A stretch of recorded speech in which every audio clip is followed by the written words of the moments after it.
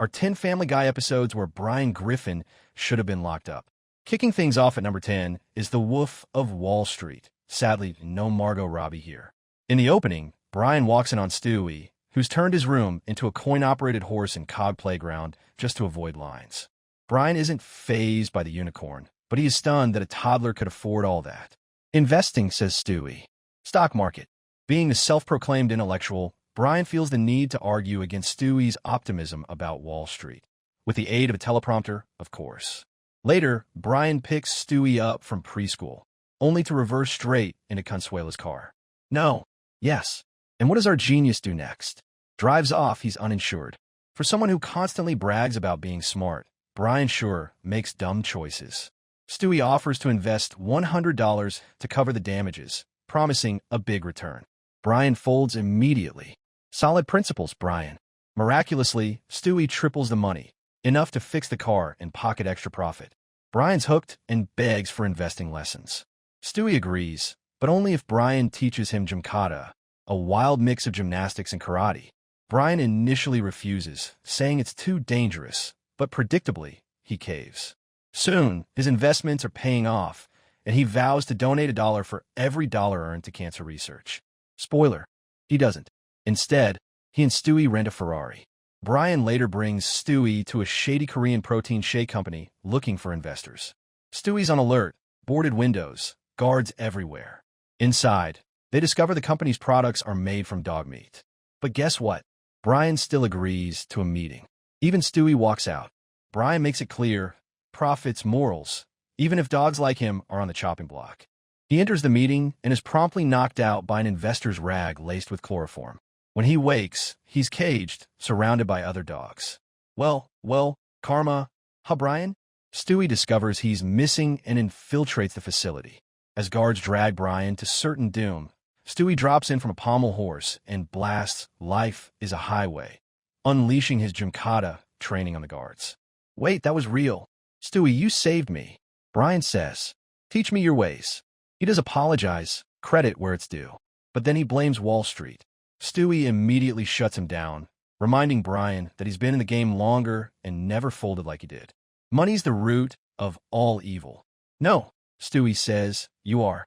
Thank you, Stewie, for speaking for all of us. Activity number 9 is Christmas crime, because nothing says holidays like breaking the law. Stewie is the most excited of the Griffins, having just discovered the latest toy he wants, a happy asking panda doll. But Brian can't stand joy and immediately launches into another anti-commercialism rant. First of all, he's a toddler. Let him be happy. Second, Brian, is this really your only holiday take? The family bundles up and heads to the Quahog Christmas tree lighting, dragging Grumpy Brian with them. A religious display on government property? This is what my taxes go to. And once again, he's whining. Brian drains his flask and then the entire bar at the Drunken Clam, ranting at strangers about the holidays and consumerism. Quagmire challenges him to name one specific issue. Brian can't. So he storms out, gets in his car, and drives home. Or tries to. He passes out behind the wheel and crashes directly into the town's nativity scene. Why couldn't I have hit the court-order menorah instead? Wow, let's just add anti-Semitism to Brian's list of crimes. Afraid he'll be hit with a hate crime, he hides the wreckage in a Spirit Airlines parking lot, the graveyard of all busted vehicles. Stewie quickly figures it out. Brian's poor lying skills and zero tone control make it easy. It takes only one question for Stewie to get the truth. Stewie even offers to flee with him. But before they can plot their escape, Mayor West shows up to ask where Brian was during the incident. Brian lies, says he was volunteering at a food bank and relaxing at home. And somehow, the mayor buys it. He's a dog, after all. Instead of fessing up, Brian agrees to help the mayor solve the case, basically helping cover up his own crime. Eventually, the mayor declares that Christmas is canceled until the vandal is caught. So, of course, Brian comes clean and confesses, right? Wrong.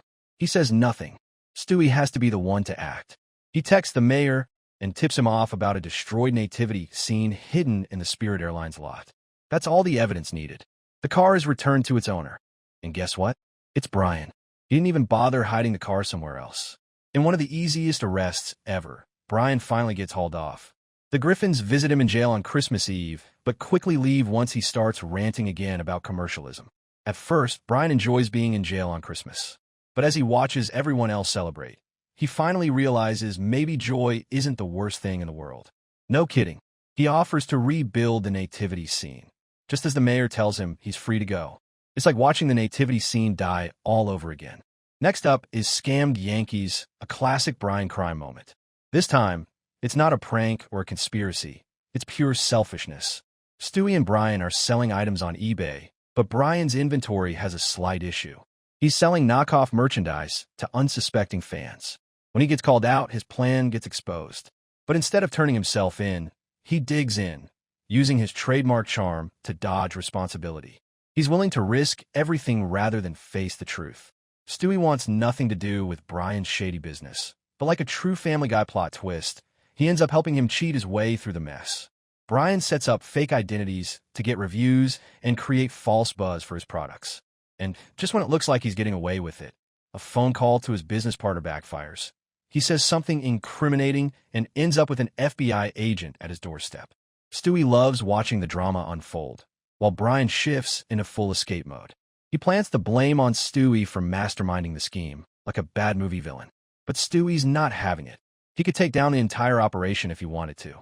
Instead, he lets Brian off the hook, just so he can do it all over again, with a much bigger scam next time. The end comes quickly when Brian gets nabbed by the FBI during a big online sale. Of course, Brian manages to wrangle his way out of this too, avoiding jail once again, but not without a massive wake-up call.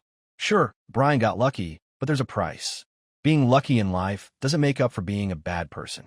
He tries to act like nothing happened, but Stewie already knows that Brian's pushing his luck too far. He may have escaped this time, but there's always another scam waiting. The family, after all, is watching.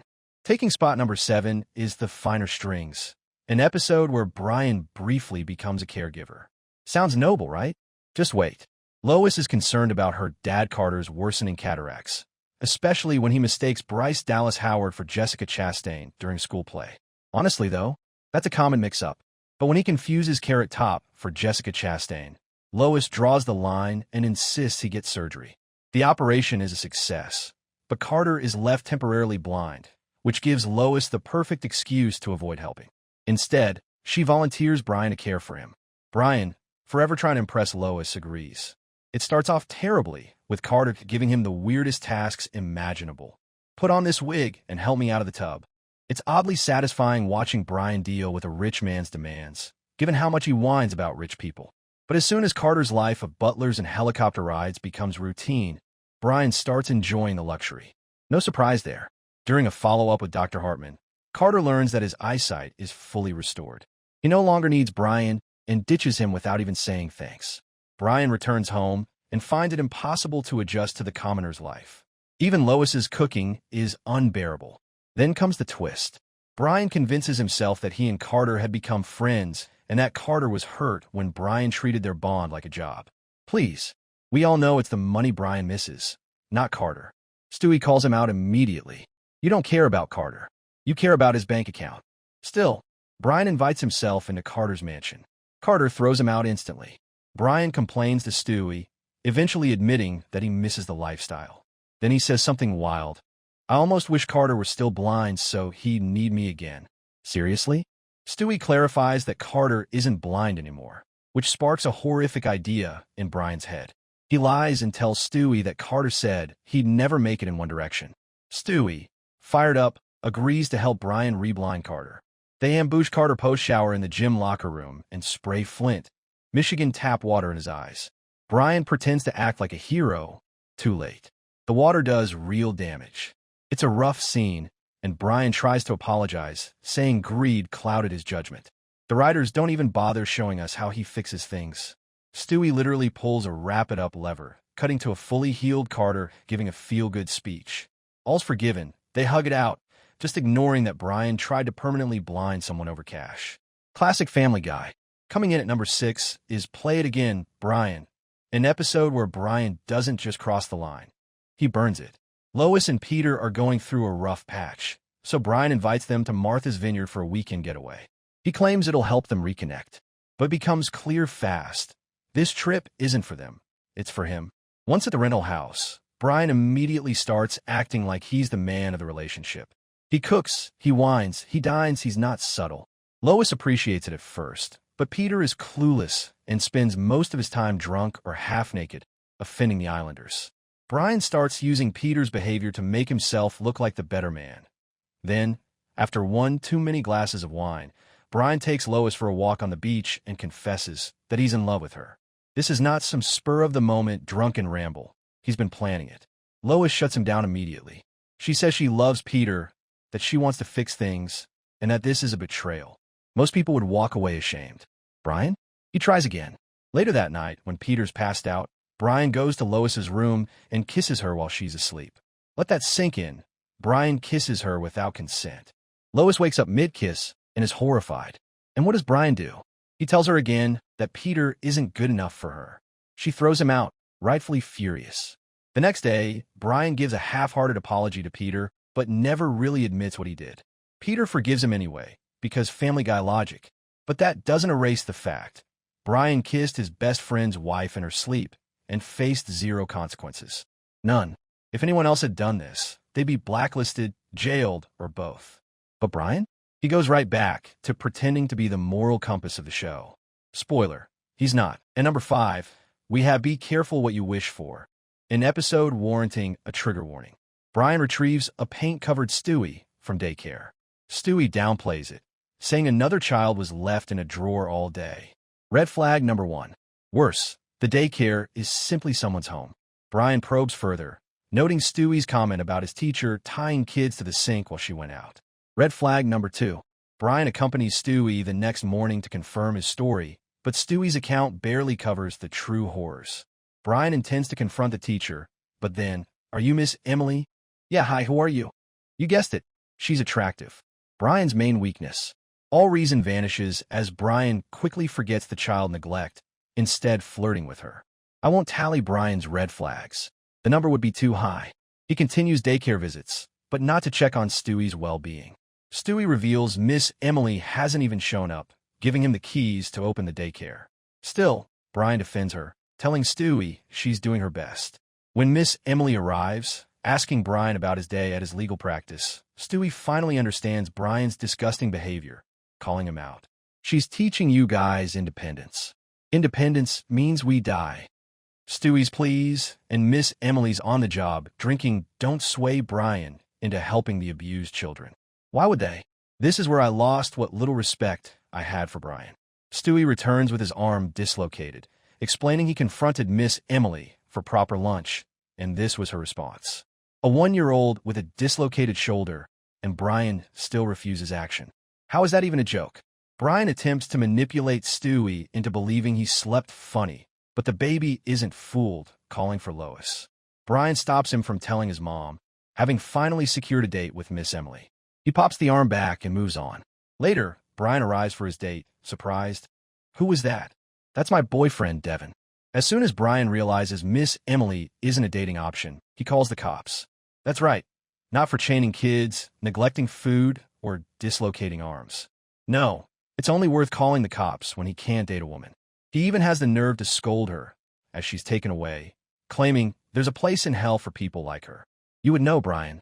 You'd be seeing her down there. Stewie doesn't get an apology from Brian, nor does he ask for one. They just walk off as if nothing happened. Man, when she gets to jail, she's going to be Major Les Chow. She sure is, Stewie. PD4-inch is episode number 4 on the list, continuing Brian's controversies from the previous installment. We open with a Survivor-style parody recapping events leading to this episode, as Brian is voted out of the house after a controversial tweet makes him a town pariah. Cut to the present. Brian's landlord demands rent. He has no money. His writing career still hasn't taken off. It's only been 16 seasons. Give him a chance. He calls his family to mooch, but they don't pick up. He has one option, a job. He starts his first day at a suicide hotline, meeting his co-worker, Martha. At this point on the list, do I really need to tell you where this is going? Martha's voiced by Kristen Bell, so I almost get it. Brian, of course, instantly flirts with her before his first call. Hey, I'm a pathetic dog whose family kicked him out, and I want to kill myself. I love you so much, Stewie. Not even halfway into the episode, Brian's already inviting Martha to Netflix and chill. Like any sane woman, she walks off, ignoring his offer. But this doesn't stop Brian. In his mind, not dating him doesn't mean he can't date her in his mind. So he does the next best thing, opens her Facebook page. He finds photos satisfying enough for him to grab some hand cream and, well, you can figure out the rest. Nope, I retract that. I did not understand. Please don't cancel me. While that mess unfolds, Martha reconsiders outside. Her therapist encouraged her to take more chances. She decides to go back in and take a chance on Brian. The scene she's met with is gross. You scumbag. As anyone would, she leaves. Brian tells his landlord what he's done, scared to lose his job given his finances. The landlord advises him to do what he usually does, plant drugs and call the cops. You have got to move out, Brian. He's not initially sold, but when eviction is his only other option, he goes for it. You could argue Brian was pushed, but I won't. If this list is any indication, he'd likely have done it anyway. Morning arrives, and Martha, surprisingly, is ready to forgive Brian. She saw his actions as a compliment. We must set our standards higher, people. So, another woman wronged by Brian is ready to forgive him, but it's too late. Brian's already planted the drugs. He tries to quickly warn her to deny anything the cops ask, but they're already there, holding the bag of cocaine from her dust drawer. They don't believe her. She pleads innocence as they move to arrest her. By now, Martha's figured out what happened. I won't condone animal abuse, but watching her push Brian down the stairs was a whole different kind of satisfying. The only problem is it didn't exactly help her case with the cops. For the number 3 spot, I'm including one of the sickest Family Guy episodes I've ever seen, Herpy the Love Sore. Stewie joins Brian watching the outlaw Josie Wales, specifically the part where Clint Eastwood's character performs a blood brothers act with the Indian chief. Never having seen this bonding, Brian explains how people mix blood to reinforce a closer bond. And, well, a certain aspect sounds appealing to Stewie. Brian, I want you inside me. You don't have to say it like that. Never change, Stewie, never change. So Brian agrees, and the pair seal their friendship, making Stewie feel more secure, a feeling he'll regret. The next morning, Stewie wakes with lips stuck to his pillow, checking his mirror to see a disgusting sore, a herpes sore. Clearly, Stewie didn't get it in the traditional manner, let's say. So he goes to his most obvious suspect, Brian. But here come the show's most disturbing plot twists. After ripping into Brian, the dog confesses, "Okay, fine, I admit it. I gave you herpes." Brian knew he had herpes and still did the ritual with Stewie. Oh, he also tells Stewie it isn't a big deal because, he hadn't made this bad enough already. Stewie tries to cover his STD at daycare, but his disguise could have been more believable. Most 1-year-olds don't grow beards overnight. Shocking, I know. It's an easy spot for the teacher, who rips off his disguise, exposing his disease to the fleeing class. It's not Stewie's only difficult interaction that day. He returns home to tell Rupert he should probably get tested for herpes. I'm unpacking that in a different video. Chris overhears, revealing his own disgusting herpes sore, also from Brian in a Blood Brothers pact. 911, yeah, I promise this is the last time. So, the two team up to form the ultimate revenge duo, interrupting Brian's dates to inform the women he's carrying an STD. It's effective, and it's only the start. Brian finally says enough when the pair hack his Facebook, changing his name and profile picture to something more fitting. He says he'll give them whatever they want to fix things. Chris asks to borrow his Prius to drive to the end of the block and back. Stewie requests a date with Neve Campbell. Brian can't deliver on the Neve Campbell date for obvious reasons, and Stewie admits he was just making it hard on the dog because for the first time, he couldn't trust him. I let you down.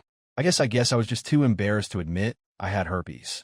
Is Family Guy trying to manipulate me into thinking giving a baby an STD is excusable due to embarrassment? The episode wraps with Stewie realizing he now has to live the rest of his life with herpes. But Brian reminds him it's not that bad since it only flares up during stressful times. I mean, every day is stressful with his family. Married with cancer is episode number 2 on this list, and trust me, choosing between these final 2 was incredibly hard. Even though Brian's fedora could land him in jail, that's not his biggest crime here. Brian instantly connects with Jess, a woman sharing all his views, a rare occurrence. Jess admits she has non-Hodgkin's lymphoma, a type of cancer, but that doesn't bother Brian, who invites her to spend the night.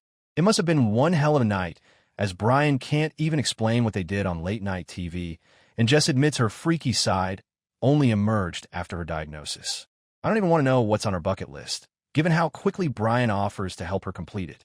So, the two set off to cross everything off by sleeping almost everywhere, traumatizing anyone they encounter, myself included. For Brian, it's not all about sex. He invites her to dinner with the family, who can't help but make constant cancer puns. How tasteful. I prefer the limbs. I got a limb for Ma. Unwilling to let her endure that, Brian drags her out of the house, but ends up rushing her to the hospital when she passes out in the parking lot. The doctor announces her cancer hasn't responded to treatment, meaning she has only 2 weeks left. To ensure she lives out a dream, Brian offers to marry her. It would have been a kind, heartfelt offer had Brian not milked the entire event, even getting a news report done about the wedding and his heroic and unselfish act. But the big day comes, and the pair are wed for the rest of Jess's short life. Except it's not going to be a short life. Right after they're announced as married, Jess's doctor interrupts with good news. Her latest test results show she's going to live. Good news, right? Right, Brian? Nope. Brian has an existential crisis, and Jess starts enjoying life, eating her way through the entire room service menu, now that her appetite's back. So, Brian moves in with his new wife in her rundown apartment and begins their married life. But he's already getting the ick. Stewie, I've got to get out of this. You were right all along. Okay, I'm not ready to be married. You know, I could see this as just cold feet if I didn't know Brian's usual ways. Of course, now that Jess has gained weight, Brian has lost interest. Go figure. But as Stewie points out, divorcing her wouldn't go over well after he paraded their love all over the news. Jess continues to heal, but Brian couldn't care less, even more so when her Christian mom comes to live with them during her recovery. This is Brian's last straw. As the pair go out for dinner, Jess forgets to chew food and starts to choke, and Brian doesn't move a muscle, even when he realizes she's choking to death. He hesitates. He tries to Google how to do the Heimlich maneuver, but pulls up a Heim song instead. He still isn't rushing to save her or call for help, though. He just watches as his wife chokes to death. Somebody call 911. I already have Brian multiple times. He at least has the decency to show up to her funeral, but given that he quite literally watched her die and did nothing to help her, it was the least he could do. So, he gets no credit from me. He lies in his eulogy, wishing for nothing more than more time with Jess. And wouldn't you know it, his wish comes true. Jess comes back to life, and I just want to say, whichever genie granted him that wish, thank you from the bottom of my heart. Karma is a wonderful thing. Good luck dealing with that. Brian, we make it to the worst of the worst, the #1 position on the list, which goes to, drum roll please, Lego My Mego. Meg gets invited to spend a semester in Paris with her friend Ruth, which she instantly accepts. She wins over her parents, initially worried about the cost, by announcing she's saved enough to fund the trip herself. The girls arrive in Paris and are immediately met by a shady man claiming to represent France for their welcome party. Do I need another red flag counter? He offers to share a cab to their hotel, and they accept. Meg calls Peter to say she's settling in, but then things take a dark turn. Meg watches Ruth get kidnapped and tries to hide, but she's found and kidnapped too. Having heard all this, Peter tries to intimidate her kidnapper on the phone, but realizes he's way out of his depth. These guys are serious. Lois. Meg's dead. Neither Peter, Lois, nor the FBI can save Meg until she's been missing for longer than 96 hours. So, Brian and Stewie take it upon themselves to fly to France and save their sister. They retrace her steps, starting at the hotel with Google Earth's help. They find the stranger at the airport, attempt to question him, but fail to get answers thanks to a bus running him over. The first guy always dies in these movies. Clues on his body lead them to the kidnapper's hideout, where they try to find Meg's location, but instead end up in a brutal fight. Stewie forces the answer from one man and heads upstairs for Meg. There's no Meg, only her look-alike, but the kidnapped girl reveals Meg was taken to an auction. Knowing it's their only chance, Brian and Stewie go undercover at the auction, with Stewie putting on his best moves to Katy Perry's California Girls. Oh, that's right. You like that? Take my money. Although caught in their disguises, they spot Meg, who's up next for auction. I know this seems weird to have at #1 since Brian saving Meg's life, but I promise you, the worst is coming. Brian and Stewie escape the auction house and follow the car, driving Meg away to her new owner. Once on the boat she's being kept on, Stewie arms them both for protection. That's the key word, Brian. Protection. Brian finds out using a gun is just like playing a video game and takes down the bodyguards. I'm kind of good at this. Later, Dink. Protection, Brian, not murder. Yeah, so Brian just straight up murders an innocent waiter in cold blood, unprovoked. It's murder, and he faces no consequences. While this happens, Meg meets her captor, who hasn't bought her as a slave, but as a wife for his son. When Meg sees the son, she realizes this was a pretty good deal for herself, given her love life on this show. It's no surprise, but just as she says yes to his proposal, Stewie interrupts to supposedly save her life. Stewie, Meg. Meg is reunited with her family, and since Stewie went all men in black and used a neuralizer on her, she doesn't remember that it was the baby and the dog who saved her, meaning nobody remembered Brian's act of murder either. Seriously, if murder isn't enough to get him jail time, I don't know what is. I'll give him props for saving Meg before things got worse, like they did for Ruth, who had her tongue cut out. But that is it.